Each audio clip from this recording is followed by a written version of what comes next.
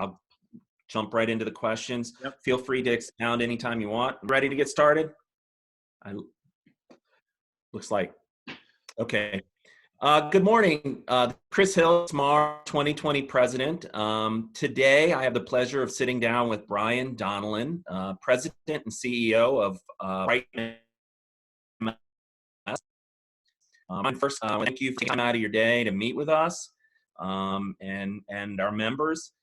We're going to be recording this so we can share it with all of our members email and on Facebook.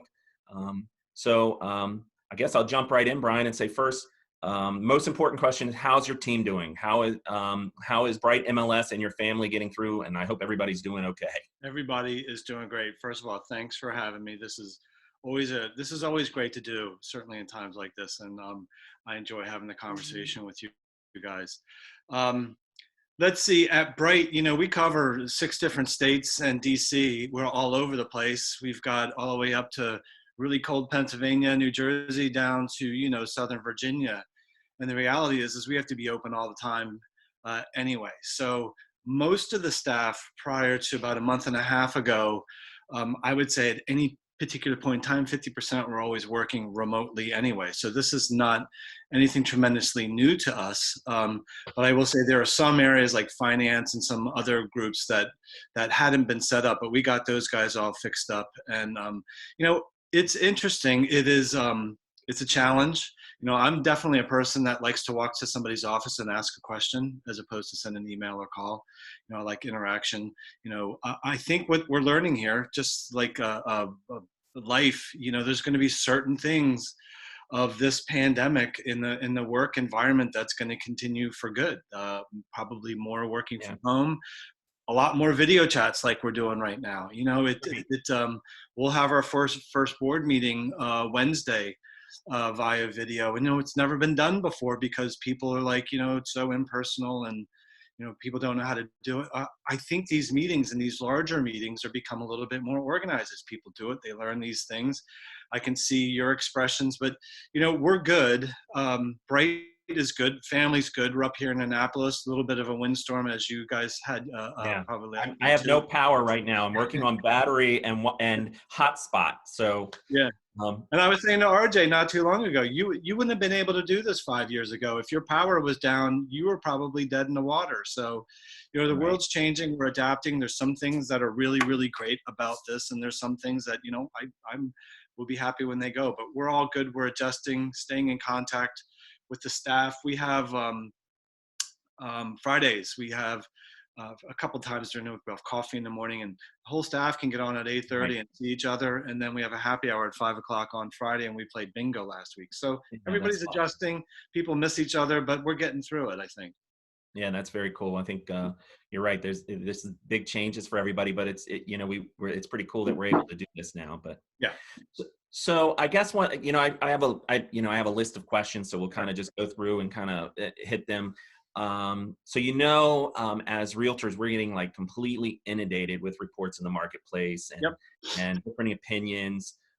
If you could provide SMAR members some solid advice on how to best kind of like distill what's out there for them and use, what would be your top 2 or 3 resources that you would recommend they focus on? Well, first I would say their association. I mean, you guys are just an abundance of information. You know what's going on in the local area. You're staying in contact with the states. You know what the governor's doing. You know what it is you can and can't do. So I would say you guys are number 1. Bright maybe number 2. I don't know. Look, there is a lot of information out there. And as I said to you before, we're in 6 states in DC. And I would say to you that the market is vastly different all over the place. And when we combined, it was one of the first things I recognized, that we could get as big as we wanted to, but this business is still local. And what's happening down in Southern Maryland is probably a lot different than what's going on right here in Annapolis, which is drastically different from New Jersey and Northern Pennsylvania. So, I would say the Bright stats that we send out to the Southern Maryland leadership every day, that tells you that, look, there are some things happening to the market, but we have 95% of the listings in the Bright system that we've always had. And if I got a number around here, we've got like 56,000 listings into the system. So there's still stuff going on out there. Wow. There's still business happening. People are still closing. There's some challenges. There's some showing issues. I guess that's another area I'd look to is the state in terms of what the laws are, what the rules are, what you should be doing, because we should be doing everything we can to keep this as normal as possible and business is moving as best as possible. But we need to make sure that we're being safe and we're being smart about how it is we're doing it. So those are the three areas I'd say. You guys, Southern Maryland, Bright, and then local and state sort of leadership in terms of what's going on out there. Cool. I will tell you, I don't think I've been as, and this is not, kissing up or anything. I don't think I've been as involved in Bright as I ever have as now. I've spent more time in Bright than I ever have, which I think will be a good thing when we get out of this. And speaking of that, you guys initiated Bright Steps. Yeah. Right. It's right on, right on your front page, Yeah. In an effort to support our clients and us during this outbreak. What's the purpose of Bright Steps? Tell us about it. Beyond the normal MLS tools and platforms, what benefits are you hoping to get from it, or what are we hoping to get? Yeah. There's a couple things in here, and particularly in the time that we are right now. Being able to work virtually and communicate virtually is important. So we've done a lot with that. The real-time market data, getting out there, and we can talk about each of these individually, but I'm just telling you sort of what's the foundation around Bright Steps. Being able to work remotely, seeing what's happening in the market, seeing what's happening in the market, whether listings are coming in, showings are happening, closings are happening, coming soon's happening, all that. But real-time market data is really what we've stepped up in the past. Just enhanced flexibility for virtual showings. And this is probably something that we'll be looking into probably longer term. As I said to you, a lot of things about the work environment will stick around, I think, after this pandemic's over. And we also think about it, we've got our eyes on the fall in terms of this coming back in any capacity either. So we need to make sure that some of these things hang around. But I do believe that virtual showing, more visual stuff with interactions with the client happening moving forward, Facebook Live things when people are showing or doing a tour of a house, just things like that. We've relaxed in Bright Steps. We've also relaxed a lot of different, contingency dates and lots of finding and all these other different things, understanding that it's hard to stay in compliance with some of these things. So we're making sure that we're getting the notices out there, that folks know that it's happening, but we're trying to be a little bit easier on the finding, knowing that this is a difficult time. Doing a lot of our trainings, and we've put a lot more stuff virtually on the website. We have a COVID-19 part of the website now specifically around the Bright Steps, all these different programs that we're doing. And quite honestly, a lot more trainings, whatever it is. We've noticed that, a lot more people are entering their own listings in now. So we're putting videos up on important pieces about how you do to put a listing in quickly, so you don't have to call, but you can look through that. And it's not a whole half an hour, 45-minute thing. These are short bites getting to the point so that people can get particular action to there.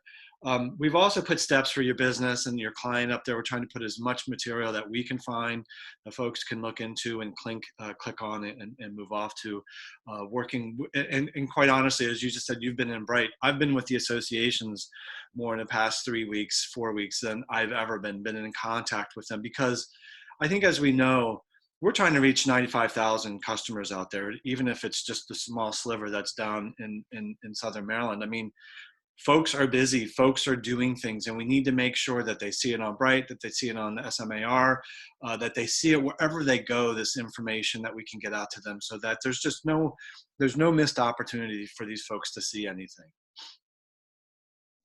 That's very cool. Yeah, I mean, I think that, SMAR kind of we're taking some big changes too. Our first board meeting via Zoom is Thursday.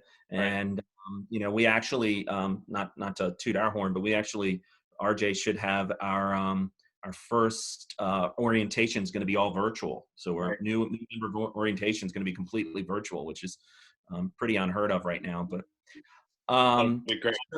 yeah, it's pretty cool. You mentioned, the fall and how we're kind of hoping that this things will be back to, we'll call it normal in the fall. Yeah. What are you seeing in terms of short-term and long-term effects of this pandemic? What do you think they'll have on the market? And specifically, how do you think it's going to affect Southern Maryland's market? It's interesting. I was looking at Maryland. I don't have anything very specific for Southern Maryland yet. We'll need to wait till those reports come out, and they should be out anytime now. You know, I I've grown up a numbers person in finance and investments and a variety of different things, and I feel like I know a lot what's out there. I don't know. It's a really, really, really good question, and maybe that's a great question that we look to National and Lawrence Yun and folks like that. What I do know is there's enough going on right now economically, with the housing market. There's just so many different things happening right now with the Fed, with interest rates, with the job market prior to and after. Who knows? I mean, I think anybody that's looking into a crystal ball, either they're just absolutely genius or they know things that we don't know. But I think there's so many impacts. There's so many different pieces to this that I don't know. It feels to me that fundamentally when we went into this, that things were mostly good. There were some signs out there that the economy was going to begin to struggle. I got that. But the reality is in our market, it wasn't because there was overbuilding. It wasn't because there was overlending or anything like we had 10, 11 years ago. It was other sectors. So it would seem to me, again, in my small little mind, in this little world out there, what's happening, that the housing market's probably still set pretty good to be able to move. Now, how quickly that does, I don't know. I don't know that anybody does know. It could move quickly, it could move slowly, it could be a long-term thing. But it seems to me that there's still not enough housing out there when you read the housing reports. That there's a lot of different signs that show that the rates will remain good for a while. It's about the jobs, about people getting back to work, and here's one little thing that I've recognized during all of this, that everybody is working from home now. And I have Stephanie here in the room next to me. She's doing her webinars and stuff like that.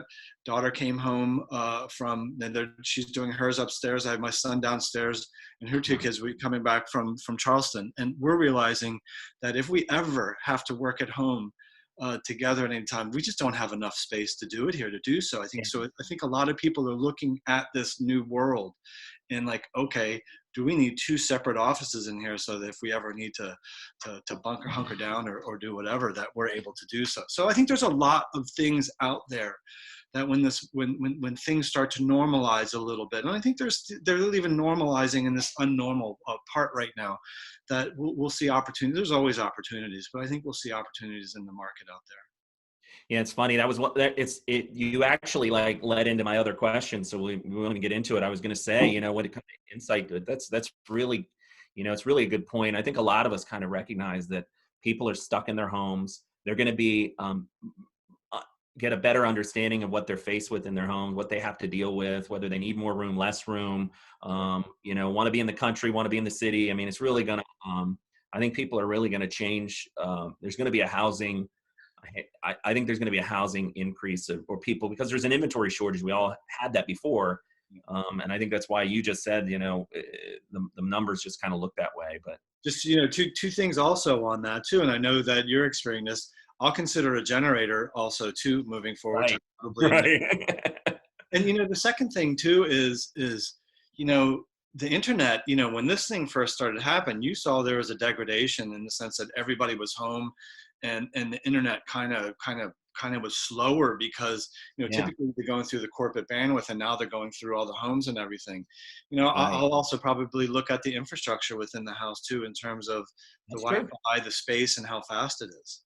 Yeah, that's a really good point. I think the power just. Oh yeah, the light just came on. It just came on. Go figure. And then we'll see that the one or two of them came on, and I heard it beep. I'll still keep the hotspot on for now. Right. Lastly, I'm going to put you on the spot on this one, because I know this is a tough question, but it's something I know our members are interested in. So we know that there's been some discussions around pausing the days on the market. Yeah. I understand it's a big challenge. I get it. What's Bright MLS's position at this time? And what can we do or what can be done to help maybe grade the days on the market on a curve, or avoid, I hate to use this word because, you know, that stigmatizing thing of a property from extended market time. Right. Is Bright, does Bright have a position? Is there something you guys are leaning towards? Because I know this is definitely something, Brian, that our members have brought to my attention and have asked me. Yeah. So the answer is yes. We've been talking about this a lot. Do we have a position on it? We actually do have a position on it. I brought it to the executive committee's attention. I want to say it was probably a month ago, and it was before there any real impacts to the market. It was before, you know, the government shutdowns and all these other different things. And so we've been thinking about it for a long time.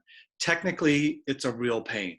I have to tell you, we prepared to actually do it. So you know, if ever something happens where we have to do it, well, we're prepared to do it. Okay, we didn't want to be not prepared. The problem is, Chris, is that we've talked with a lot of people. We've talked with National, NAR, which has taken a position which is don't mess with Dom, CMLS, which is the Council of MLSs, which has gone across the world, says don't mess with Dom. And I think most people are thinking that we don't want to mess with the data, that we don't want to screw the data up, that when we come look back at this, that the data will be no good, and so on and so forth. I think there's a way around the data. But here's the thing. You know, I've talked with all the third-party folks out there, from Zillow to HomeSnap to Realtor and all these other different things. Talked to all the brokers. All these folks calculate DOM differently.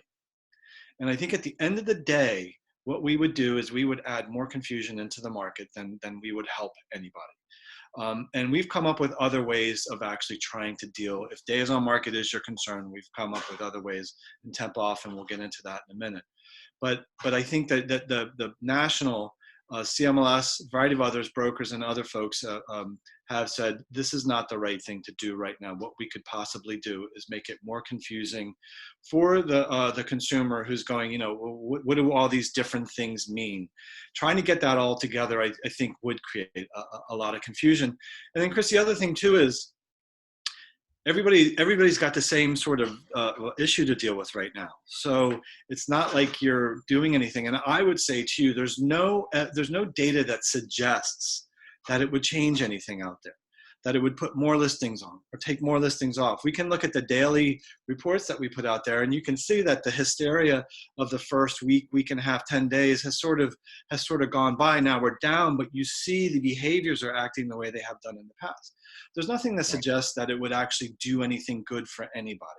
And there's enough evidence to suggest out there that it could be more confusing for everybody. Okay. I mean, it makes sense. I mean, I think, you know, I guess it's putting everybody on the same playing field no matter what. So, you know, anyone, you know, just like in down markets, the days on the market might increase or, you know, that kind of thing. So I can appreciate that. I think it makes sense. A couple other points on that is we looked at so days on market was one of the questions that we got to. The other question was, why don't you just go ahead and extend coming soon? And we thought a lot about these different, we even thought about adding a new status. But I will tell you, one of the most difficult communications we have is around statuses, what they mean, what they do, things like that. To actually change any of them and then have to come back in 6 months or whenever we come back, I have to tell you, is an enormous challenge and not a battle that I feel that we can win. So what we tried to do is we tried to leave all the statuses the same for those who were doing business as usual, those who were going around. And what we did is we took temp off. And temp off is an area that if people want to temporarily take it off the market, they can. Leave their sign in. We've actually relaxed a lot of the rules around there in terms of virtual showings and other virtual methods out there to use, so that we're dealing with one status out there that we're adjusting. Not all of them, just the one status. The other thing about this, it's a real opportunity because temp off only goes with inside the Bright area, and it'll also go to some of the brokers out there. But it's only within our environment. And what that does is it creates an opportunity for all the brokers and agents to proactively farm those and work with their clients because they can't get them on any other website. They're not saying, hey, look at this, look at that. I mean, they're coming to the the professional, for the person that should have all this information and know. And there's a lot you can tell from that listing history as to whether that thing is just off, it's kind of off, people are trying to work it or whatever. You know a lot about that. And as a professional, that's where we think we're adding the best value there, as opposed to changing a variety of different statuses, understanding when they come in, when they don't come in, when the rules are around these different things, how we're going to bring it back. We decided to go to one. We decided to leverage temp off, to use it for the professionals so that they could actually get in front of the buyer and seller out there. That's really, I'm really glad we brought that up, because I think that's something that, as the practitioners, they need to know that we can really use that temp off tool, and really help kind of facilitate some of these things, which is really something that we really need to get out there, I guess, on our part too. Kind of share that. It's on the Bright Steps. It's in the COVID plan, and it really is. I think it's a gem in the rough. I think it is an area where brokers and agents who know a particular area have a resource to them that really nobody else has. Yeah, very cool. I guess I had a last question. Is there anything that we can do, as SMAR or SMAR members, or as our association, that we can do with to help Bright, or to help facilitate any of these things? Is there anything that we can do? Look, we're all in this together, and it's one of the nice things that has come out of all this. As I said to you, I've been on calls at least once, more 3 to 4 times a week with all the association leaderships in different areas. I think it's a great way to get together. I think it's a great way to begin getting some of these resources out there that folks get the time now to look into some of the different aspects. Whether it's HomeSnap, or whether it's Remind, or whether it's Showing Time, or all these other tools that we have that very little time has been spent learning how to use them. These resources are out there for people to take advantage with, to be seen as experts in their area. Staying in contact with you guys, it's important. And I think, again, something from these things stays with you, whatever that is. And I think it has taught us that we can communicate a little bit better, be a little bit more on top of it. When things are good, we'll find better ways of communicating with our subscribers and your members every day, so that they have all these different resources. It doesn't have to be a pandemic in order for us to really highlight what's out there for them.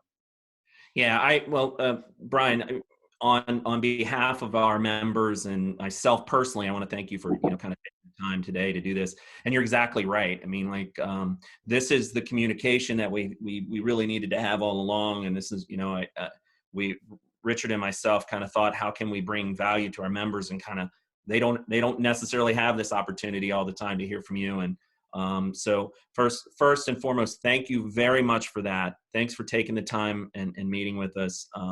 And I'm sure we'll talk in the future, of course, but hopefully we get through this safely, and everybody can go on about our business and back to normal, if we will, The new normal. The new normal. Chris, I want to thank you too. I want to thank you and RJ. You guys, the partnership we have with you guys has been great. And like I said, I mean, we look forward to ongoing doing this throughout 2020 in our future, so that we do a better job for your members and our subscribers. I think it's a great thing. And again, all right. Thank you.